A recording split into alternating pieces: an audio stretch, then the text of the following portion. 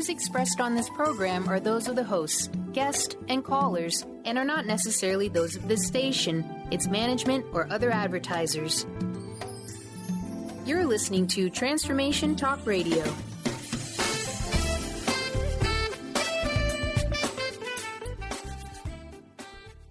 Hi, welcome. This is Dr. John DeMartini. This is one of the most amazing and inspiring shows that you can listen into. If you want to be on the edge of your seats, if you want to open up your heart, if you want to expand your mind, and you want to meet incredible people, stay tuned because you're just about to experience a transformative radio show that will change your life. And you're listening to the Dr. Pat Show that's coming up right next. The following audio is via a Skype call. Welcome to the Dr. Pat Show. Talk radio to thrive by. Powerful, inspiring, and coming to you live, bringing you stories of people like you and me busting through and living life full out. Get ready to dare to wonder what your life would be like if you knew you could not fail.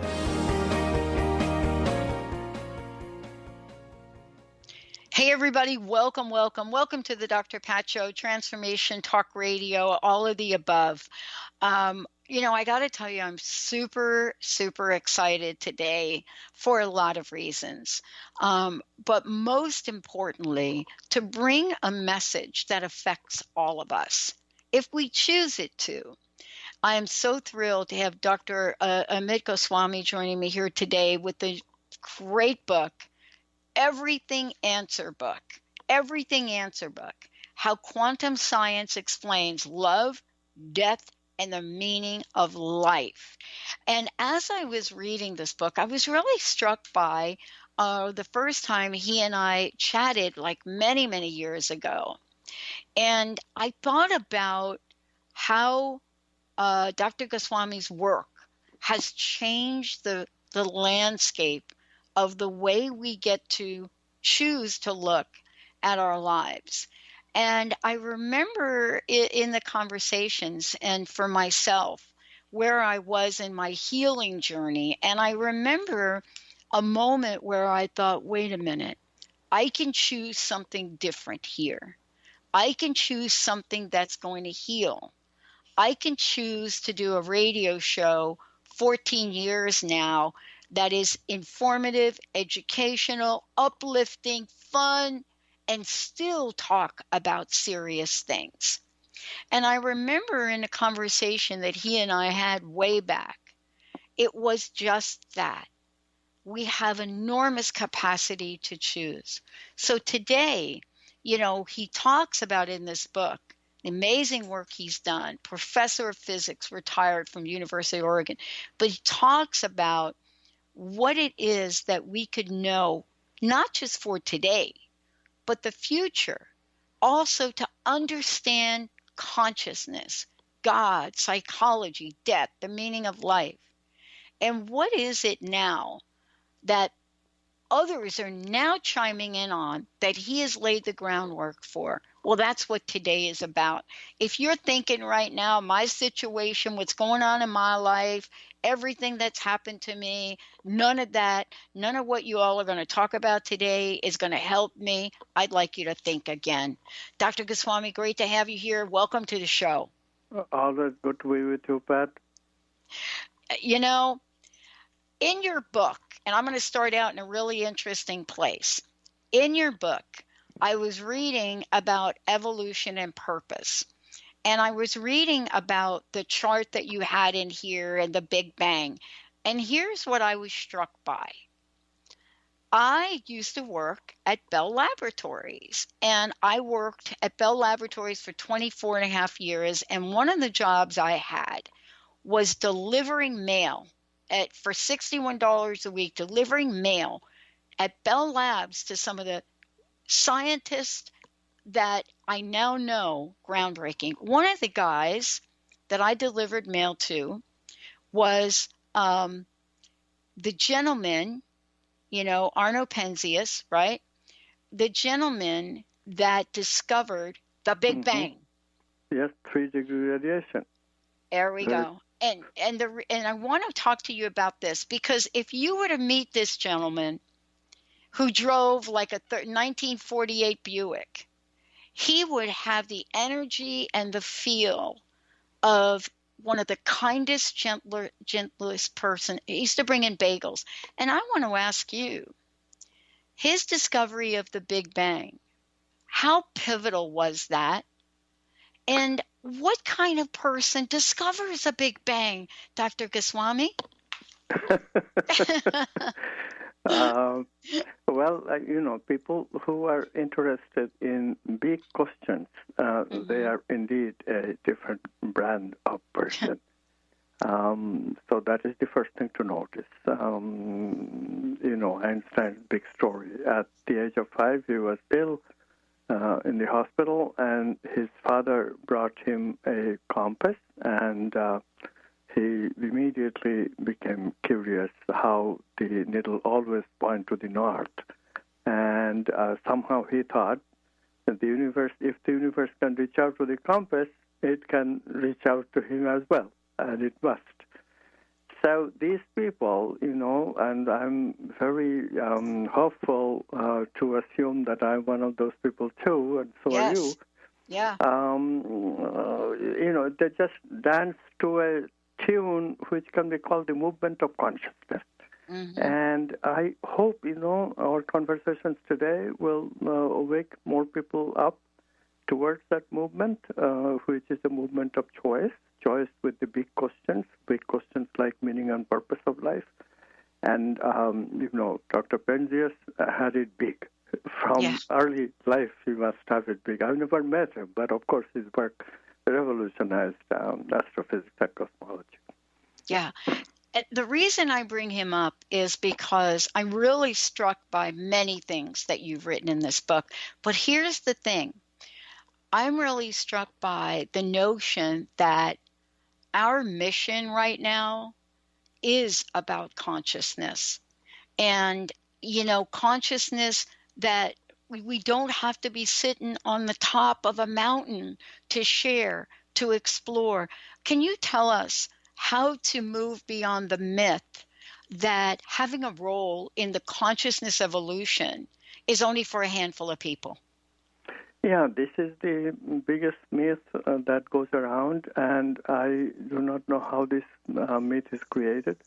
Everybody, please recognize that the very fact that we all have conscious awareness, doesn't that tell you something? I mean, consciousness is one of the few things that is an experience which all of us have, and it is a subtle experience. I mean, there is just no gross way that we can measure consciousness, for example. I mean, this is the reason that the average scientist has so much difficulty, because average scientist knows how to measure objects. But conscious awareness, have you noticed, it comes with a subject. We later objectify, of course. We objectify us, I, as me, and that objectification, unfortunately, produces bad tendencies, selfish tendencies in us. We don't recognize anymore that we have a commonality in terms of that I experience. And if we hold on to that I experience and dig deeper, then we become aware of many, many things, such as we'll talk about, and you already have touched base on it. In other words, we have a transactional way of life centered on me, which is objectification of me and everybody, or we can take a consciousness-centered life centered on the I that is not an object, but a subject that experiences objects, and then go deep, because how did this come about? How does this subject experience come about? That question is so basic.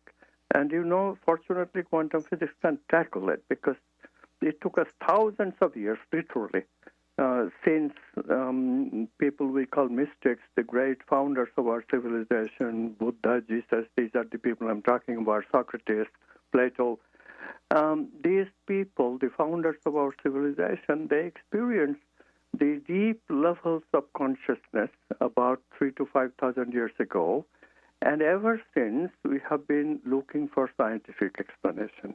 And finally, we have a structure of understanding, a worldview, how this could happen, how consciousness good arise as a self in the brain.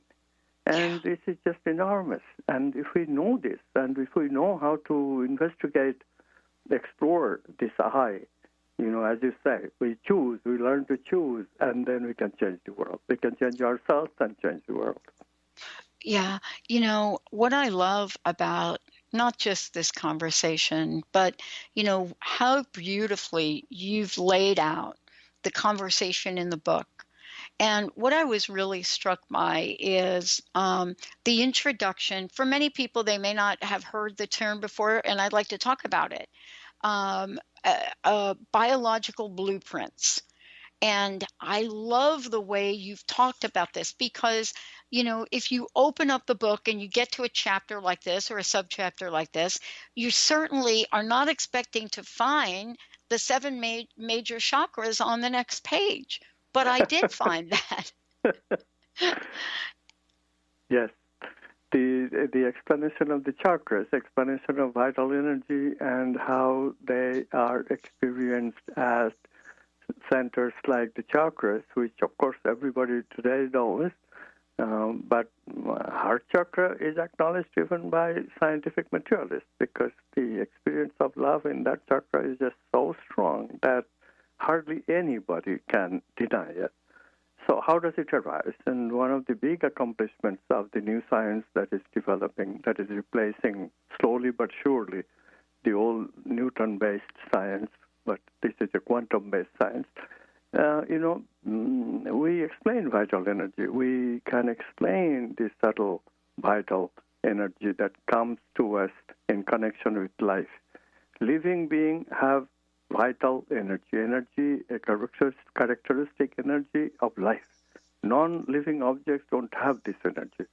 They are only material energies. This is an energy that comes with life, just as mind comes with life, and intuitions comes with life. So these are very important recognition of not only our sensory experiences, which is somewhat mechanical, but our subtle experiences that constitute what we call the psyche. So we now have a unique approach to psychology. We can fully recognize a science of psychology, which we didn't have so far. So, you can understand easily, Pat, because you have been thinking about these things for quite a while. But many people worry, the psyche is our big place where we live. Yes, we live in the outside arena too, and ecology is important, but Arnie Ness pointed out some time ago that ecology has to give way to deep ecology, where we not only worry about the outer ecosystem, but also the inner experience of the psyche, where we mainly live, right? Mm-hmm. Yeah. It's interesting because I was reading in your book and you mentioned Carl Jung and synchronicity. And, sometimes when people look at synchronicity, they're looking at the outside world, always, right? Outside world. But I'm really struck by sort of the, syncretic way that our inner aspects of who we are work together as well. Yes. And I wanted you to talk about that a little bit because we often look at, wow, gee, I just happened to be here. But we rarely look at the synchronicity that may be within us. Am I off base with that? Or what do you think? No, you were very right. The reason synchronicity is so important for us to notice is that the coincidence of a physical event that arouses a mental meaning in me coincidentally, it is just so striking because I certainly could not possibly plan for the physical event to occur. Physical events are outside of my choice. When we talk about choosing, we are completely we have to acknowledge the material scientist concern that nobody chooses anything in the macro world of matter. Things are more or less Newtonian. They live in Newtonian ways. We can affect them a little bit sometimes, like, psychics can influence the roll of dice in casinos, and casino owners know it too today. They don't allow psychics to play if they knew that there's a psychic. So those things are allowed, but those are just very little effects. big changes in the macro world of matter we cannot influence. However, the world in our psyche is entirely different story. The thing that the materialist misses is that our inside experiences, the experience of the psyche, they're all subtle. They're quantum. And this is where the quantum worldview comes into our life in a major way. Yeah. So what is striking about synchronicity, and you know, Carl Jung almost discovered the quantum message. I mean, he himself really, I call him the precursor of quantum physics. Yeah. Because he was the first one to say that, look, synchronicity is the proof that a material experience and a mental experience are simultaneously occurring, and that must have significance, which must mean that they are due to a common cause. And that common cause he called world soul. Now, you know, the word soul has many connotations, so that concept never caught on. But when you realize that what Jung was calling world soul is nothing but our consciousness in its primary cosmic being, then a new worldview can be created on that basis, and that is the quantum worldview. Yeah. You know, I came across, it's funny we're talking about this because it really leads to the next chat I want to have with you about Zen and quantum physics. And I was reading a letter that Carl Jung wrote later on in his life. And he admits in the letter that, I mean, in his language, he says, I was misunderstood, and I'm quoting him. He said, I was misunderstood in every possible way. And he goes on to say, thus, I was very careful when I talked, how he really thought about it. And he goes on to say he wished he would have said more. He wished he wouldn't have held back. And I wanted to ask you about that because we hold back. In the chapter you wrote, Zen and Quantum Physics, here's what I was struck by. You know, the idea of two monks arguing reminds me of an argument I had with one of my doctors back in 2004 when my doctor presented a case and I presented a different case. But what I'm struck by is how we can have different perspectives. How do we choose the perspective that's going to get us to a greater level of consciousness? Isn't that the key? That is the case, yes. And if we could always understand that people's perspective is what holds people up, then we could be open about that. And this is has entered our consciousness. To give some credit, you know, people do talk about getting stuck in a box and getting out of the box.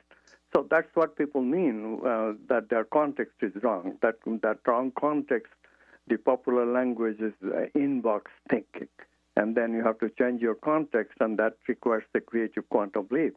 That is gradually entering the greater consciousness.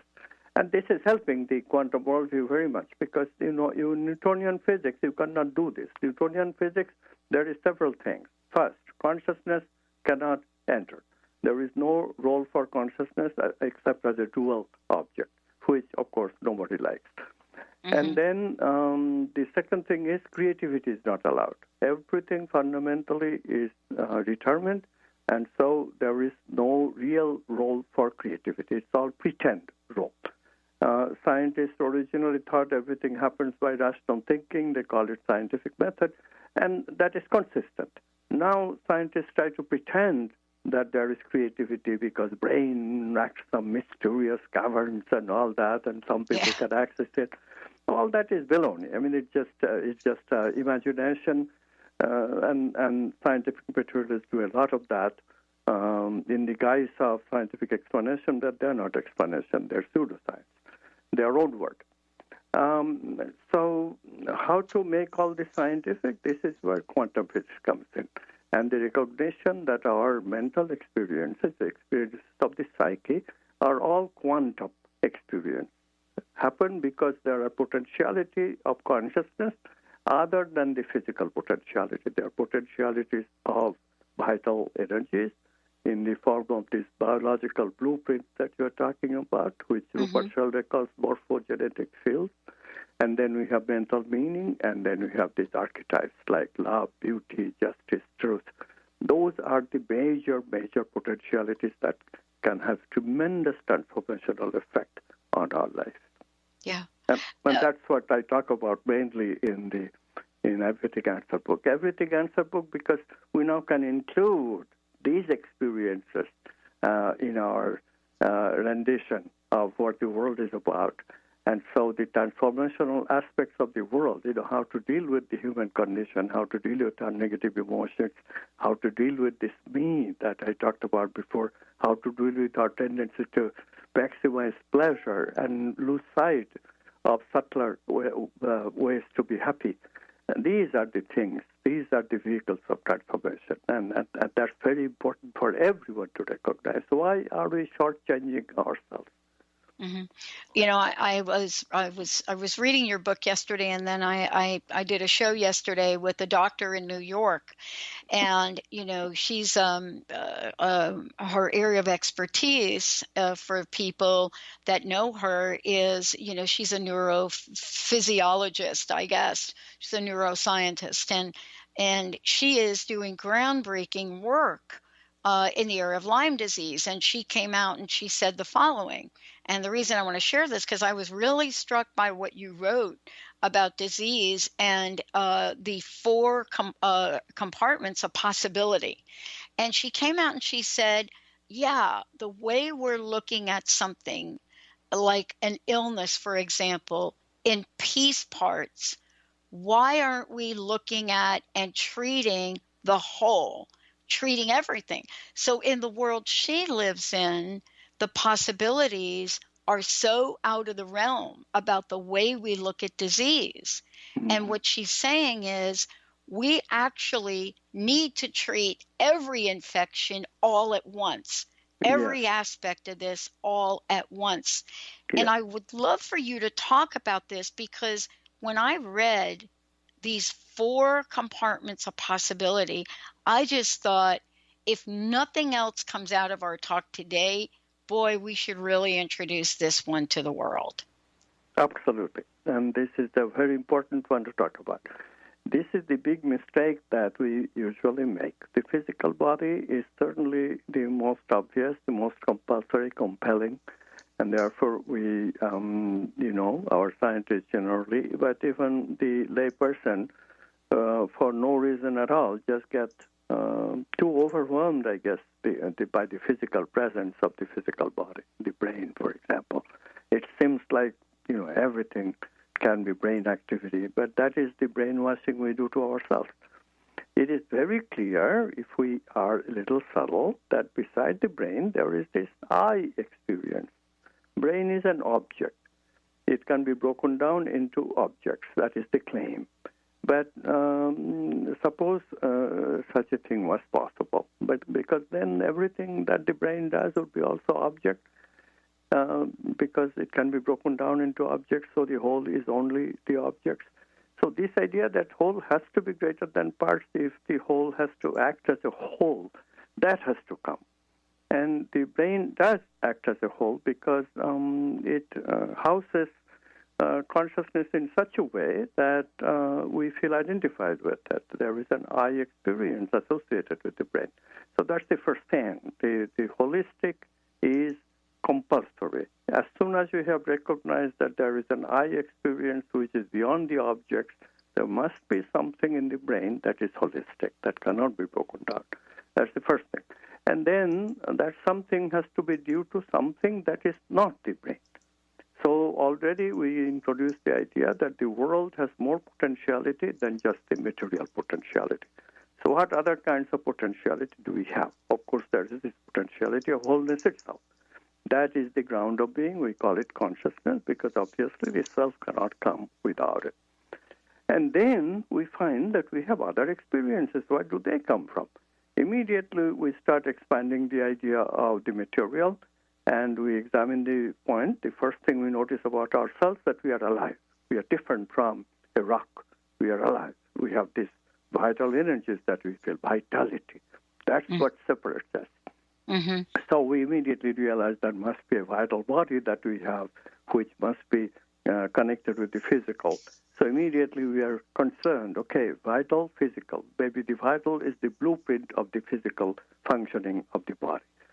So that idea immediately gives us the idea that physical, that what we thought physical and healing of the physical, it cannot be considered in full unless we have recognized that the physical always comes with the vital as a pair.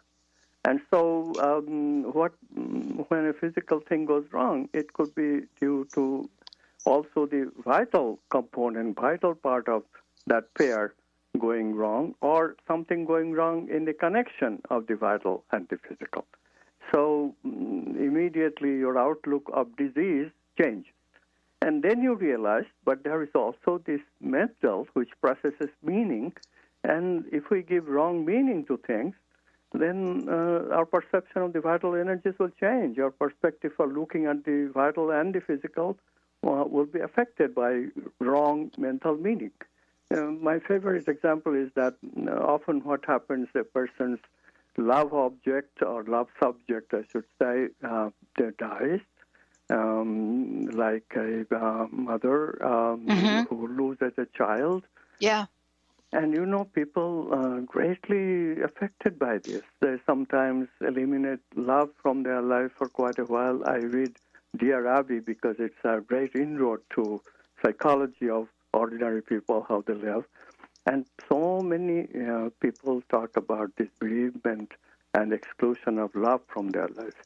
But if you exclude life, immune system goes out. I talk about this quite a bit in Everything Answered book. And that can be very serious business because the immune system behavior goes awry if you block off love because you put a wrong meaning out of an event in your life. This is so serious. And so, women have an epidemic of breast cancer. I have been very concerned about it. Yeah. And really, it is due to the blocking of love in women's life to a large extent for a variety of reasons. But one has to realize this: we don't have to choose to block love because we have lost a very fantastic love subject in our life. I mean that is a choice which is up to us. And I wish that I could teach every parent, every lover, not to block love because you have lost one person that loved you and you loved them. There are other people too, and we have potentiality for establishing love with any person. That is what it means to be a human. And so if one just knew this, in a scientific materialist world, we block that information. Where do you find that information except shows like yours and internet? You cannot find it in the mainstream media. No, they do not talk about love. Yes. Yeah. And it's fascinating we're talking about this because, if, in my opinion, if creativity is the next frontier of consciousness, and those are my words, then what is it that we're doing to compromise that? Let's take a short break. When we come back, we're going to talk about the creative principle. What is it? And how do you activate it? Stay tuned. We'll be right back.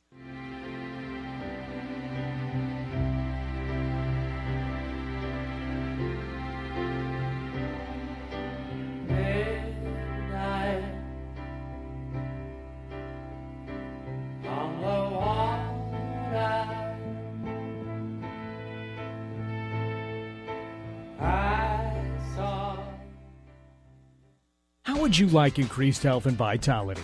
How would you like to avoid the onset of disease as well as slow the aging process? This is all possible through a simple, safe, and natural process. Every day we are either moving toward wellness or away from wellness. Hi, I'm Mary Jane Mack. I'd like to be your partner in achieving optimal health. Contact me now at maryjanemack.com or call 425-392-0659. Visit maryjanemack.com. Tune in to The Truth is Funny with Colette Steffen each Wednesday at 8 a.m. Pacific, 11 a.m. Eastern on TransformationTalkRadio.com. This hit show will have you thinking outside the box and riding the wave of infinite potential. Join Colette on the Higher Self Network, inspiring listeners to shine their brilliance and ensure success while roaring with laughter as they recognize the humor of the giant cosmic joke. Visit thetruthisfunny.com. Tune in to the hit show Mouthing Off with Chef Rossi. Chef Rossi mouths off about different subjects in pursuit of breaking down walls and opening up your minds. She and Dr. Pat banter back and forth, taking from the headlines of the day on subjects that reach beyond what goes on in the world into your hearts. And go to theragingskillet.com to find out more and let Chef Rossi know what's on your mind. Miss any shows during the week? Don't worry, we've got you covered. With the free Transformation Talk Radio app, you'll have access to all of the past week's shows in the palm of your hand. Tune in to Transformation Talk Radio anywhere you go with our free app for any of your devices. Check out our app in the App Store and Google Play Store today. Calling all moms, it's time to awaken your vibrant, intuitive, loving self in every area of your life. Join host Debbie Pokornik as she shares thoughts, stories, and tools to help you stand in your power. Listen to Vibrant, Powerful Moms helping everyday women create extraordinary lives. Mondays at 2:30 Pacific, 5:30 Eastern. For more information about Debbie, visit empoweringenergy.com. That's empowering with letters NRG.com. Gifted intuitive healer and spiritual teacher Sarah Luce brings her unique style to the hit show Small Steps, Big Breakthrough Radio on TransformationTalkRadio.com. Tune in each month as Sarah turns reality on end and shows us how to experience expansive results with simple yet powerful steps. Expect an enlightening bend on what you currently believe is possible. For show details and upcoming topics, visit SarahLuce.com. That's SarahLoos.com. Brand consultant Jen Morgan is here with Radically Distinct Radio to help you take control of your future and maximize your brand's power to produce results. Whether you're an individual trying to reinvent yourself and launch a new venture, or you're an executive trying to reposition your company to modernize your sales and marketing programs, Jen Morgan and the RAD method empower you to play to your strengths and show up in the world as your most powerful brand. To learn more, go to jenmorgan.com. That's Jen with 2 N's, Morgan.com, or call 206-972-5366. The ocean's daughter,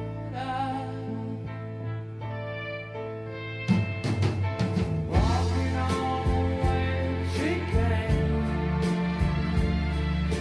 staring as she called my name, and I can't get it out of my head. No, I can't.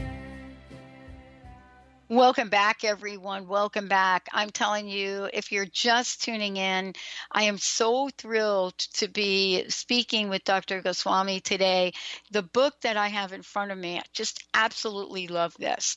The Everything Answer book. The Everything Answer book. How quantum science explains love, death, and the meaning of life.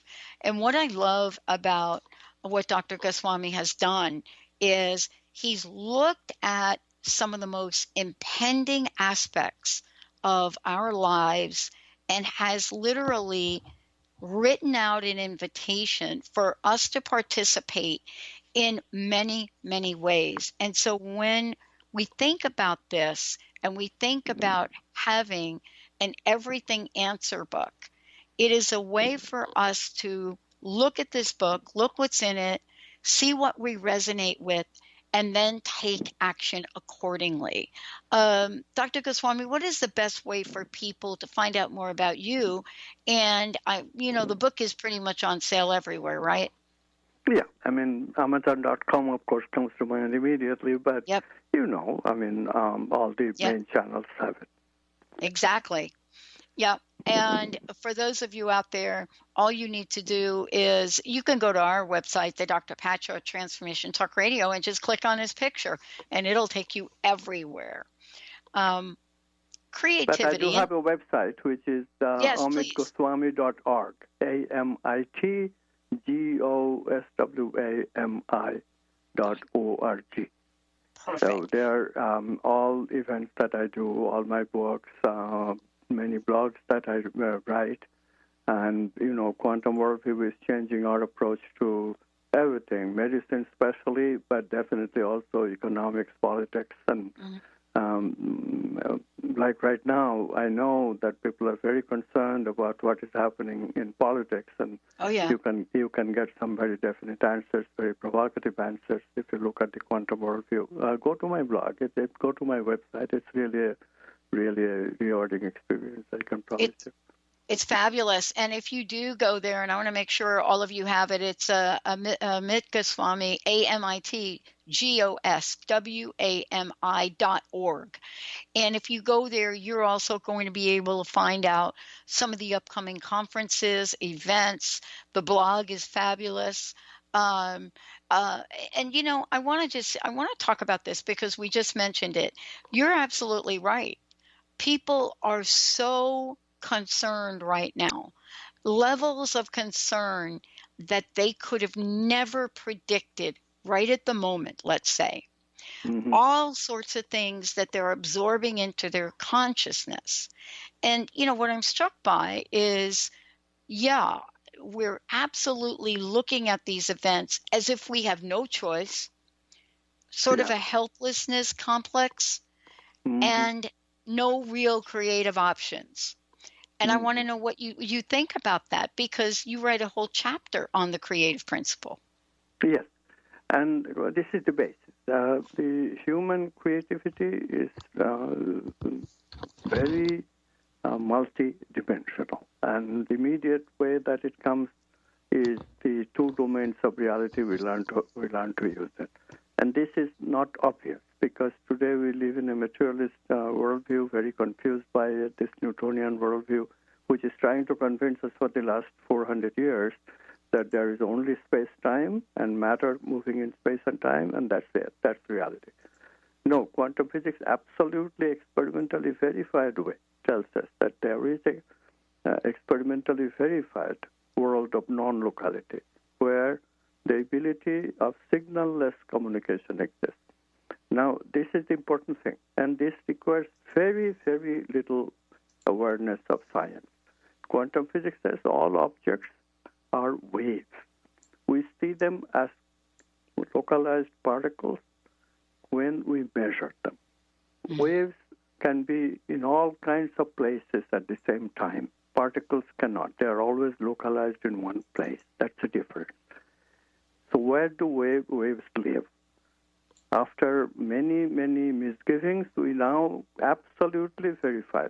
Quantum theory says that, and also experiment says it, that waves, these waves of potentiality that all objects are, they live in a domain called domain of potentiality, where non-locality, where things can be at once and things can be all interconnected because it is all one thing. And that one thing, this non-locality, is the revolutionary concept that you have to get into your new worldview. Once you have that, you recognize immediately, I don't have to do everything in this world where I am separate. I can also take the help of the world where I am one with everything, one with the universe. And that's a much bigger I. That I has much more power of manifestation, creative power, than I can ever master in this space-time world. So the quantum way of exploring creativity is completely different than how a Newtonian would approach a problem. Newtonian can only approach a problem as a separate person, but we can approach a problem both as a conscious separate person and also as that unity consciousness, which is very, very powerful.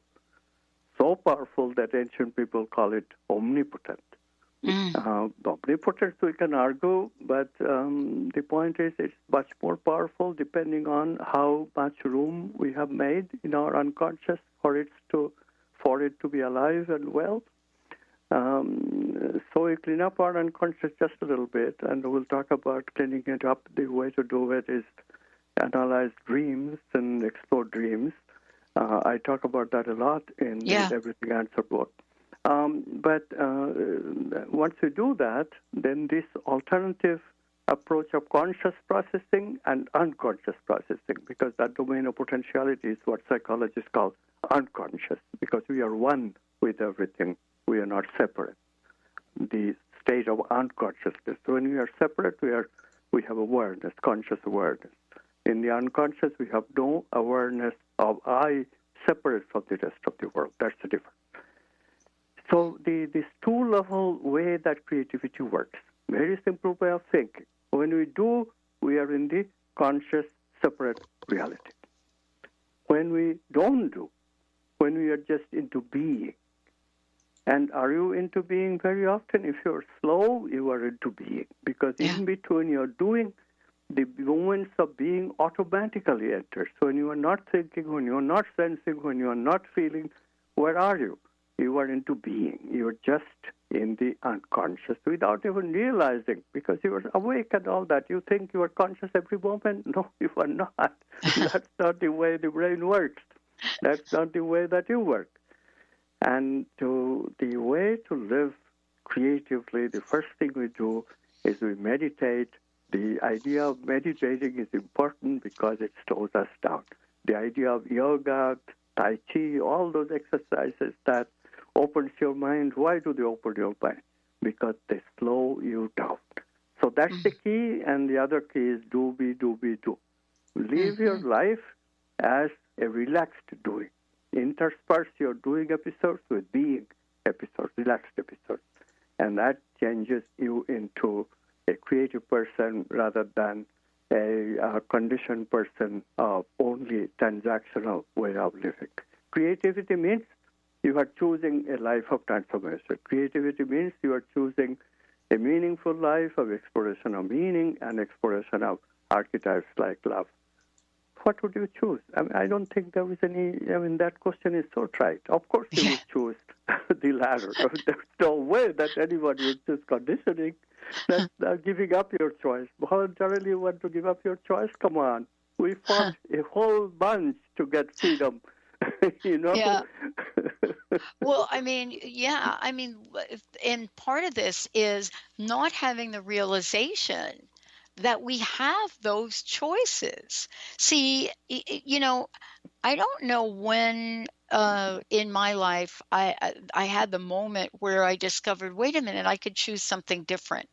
And there's a chapter in the book that I want to make sure we talk about a little bit, something you talk about in the book. And I also think this is, again, one of these misunderstood, let's just call it concepts. You talk about directionality and God's will. And we hear that a lot, God's will, God's will. And sometimes we hear it as that which is also inside of us. Other times we hear it as that which is outside of us.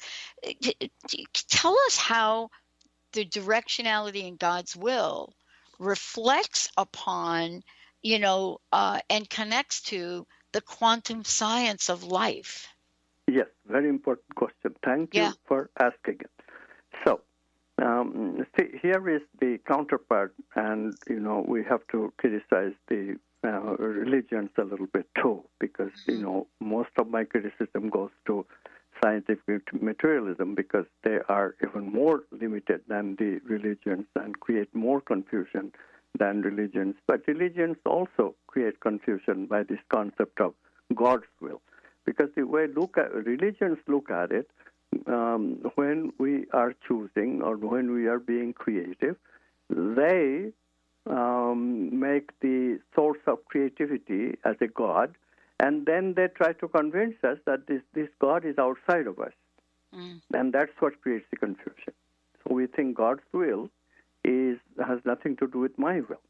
But then it has nothing to do with my will then in creativity, I'm not choosing, it's God choosing for me. Another kind of determinism. And then suppose that God is the way that theologians picture it. God as a white guy with a beard sitting on a throne in outer space. That is the kind of God a scientist can refute, and we are confused.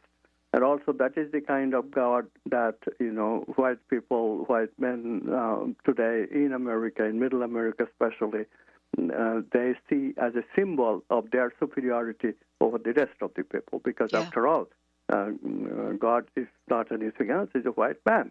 So white men must be the, most preferred people of God's universe. So this kind of racism, the domination idea, therefore we can dominate everybody else, women, other races, all these ideas that Western civilization has for centuries and therefore created a lot of mayhem. Western civilization stands out for some accomplishments, especially science, but it also, people should remember, we had such atrocities under this civilization. We only think of Genghis Khan and people of that ilk, Attila the Hun, but actually British, the conqueror, did much of the mayhem too. The world wars that were fought in Europe between world people, these did it too. So, all that is part of that God's will. So the new understanding of God's will is very different, and this is where the oneness comes in, the one-wayness, the directionality. When you look at evolution, we find that the fossil data clearly shows that there is an evolution from simple fossils to very complex fossils. And this complexity cannot come from Darwinism. So Darwinian theory of evolution is a failure. It doesn't work. This is the most open secret of biologists, but they are very afraid to acknowledge it in public because they think then the creationists will get an upper hand, and they don't want that.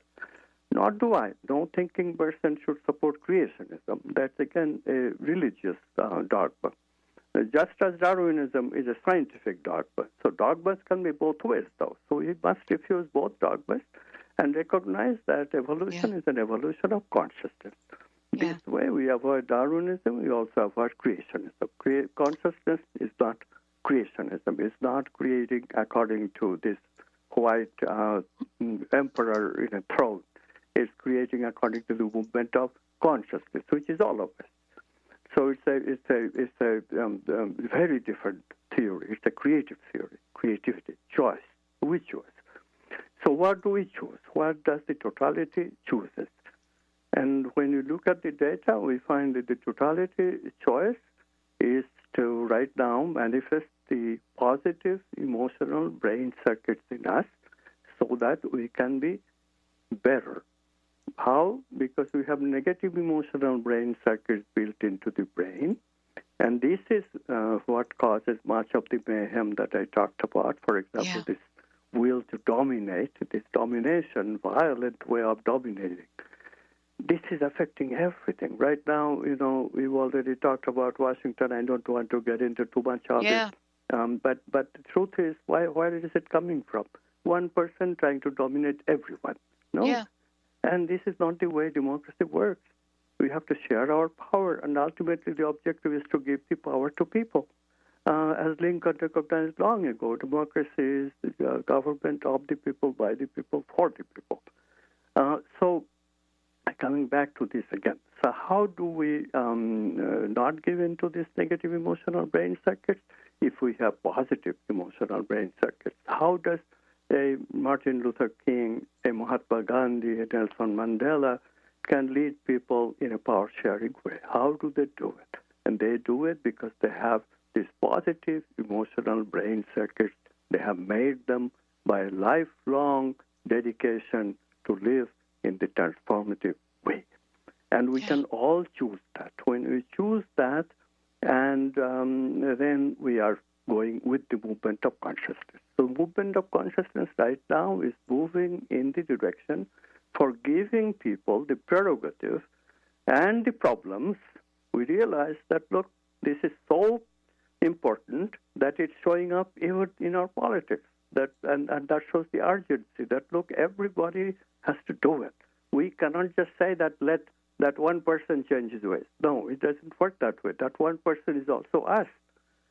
So what it's telling is that we all have to be dedicated towards making these changes and bring this about, this transformation, which makes positive emotional brain circuits in the brain, which compensates the violent tendencies so totally that we cannot be violent anymore.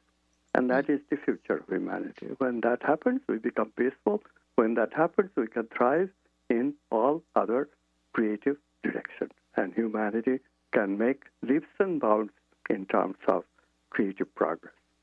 Yeah, and you know what you said something very, very important, and you say it throughout the book, and that is that there is a point that we are all at right now in this country, let's just say, and it taps into when you talk about the meaning and purpose of life and what is in front of us to explore in this life, the time that we are here now, what we explore about our own sense of being, our own consciousness, and our own purpose. And the thing that I hear folks saying most is, my purpose now is to have a voice. And I hear that over and over again. And some people are more about, I have to find my voice. What I'm hearing, and I would love for you to talk about this, is what I'm hearing is not having a voice is becoming very uncomfortable for people. Yes. And this is very important to recognize. We were talking about chakras earlier. Yeah. Let's go over into the chakras a little bit. Yes. The most interesting chakras of positive emotion is the heart chakra, where we experience love, and fortunately this part is built into us. We all have experiences of romantic love. We all have experiences of motherly love. So this is very important. Now, love is an archetype.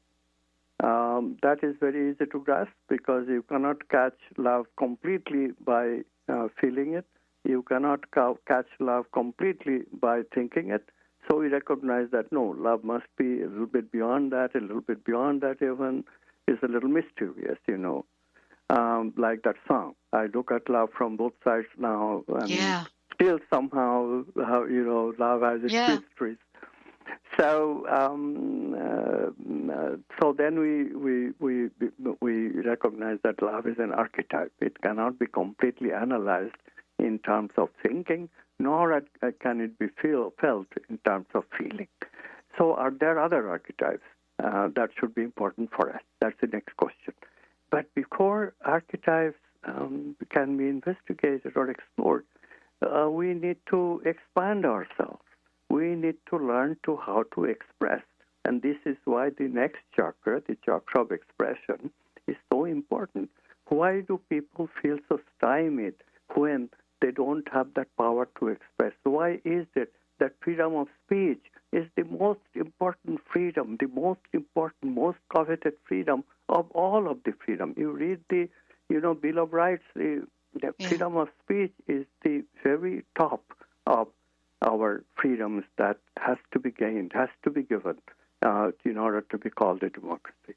And this freedom of speech, when that goes away, read the book 1984, that's when that's the biggest problem with dictatorships, and that's the biggest problem of being shut up. That's the biggest problem of not having to express ourselves. Because unless we satisfy that, unless we learn to do that, we cannot investigate, we cannot explore the archetypes, which comes in the next chakra, the chakra that we call third eye. Why is it called third eye in spiritual tradition?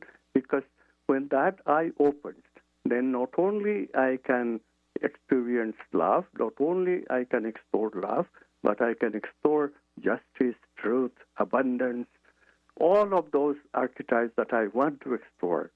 And human beings must be given access to those. After all, this is a country where we live with a constitution where liberty and justice for all is promised. Yes. where all people are created equal is explicitly stated. This is a unique country with a unique constitution. We should never forget that. That's what being an American means. So, of course, we are very concerned that we are not being heard. Our voices are being more and more locked up because our politicians is behaving in a very weird way and siding with wrong. And this is not right, and we know it. Thank you so much, first of all, for joining me here today. I want to thank you, and thank you for writing a book that literally brings us into action in the times we live in. Thank you so much for today. You are so welcome, Pat. For those of you that missed any part of this, please know that we will play this again. Dr. Goswami, thank you for everything you do. One last question. What's your personal message? What would you like to leave us with? Well, the personal message right now is actually to invite you to be a quantum activist, and towards that, I am teaching starting this weekend a quantum physics and quantum enlightenment video course for a month under the auspices of an organization called Glidewing. If you go to my website, amitgoswami.org, you will find that description of this workshop. If you feel so inclined as to follow some of these things that Dr. Pat and I talked about, explore some of these things, then this workshop may be very helpful to you. I love it. Thank you. Dr. Goswami, everyone. Let's take a short break. Coming up another hour on Transformation Talk Radio. The preceding audio was via a Skype call.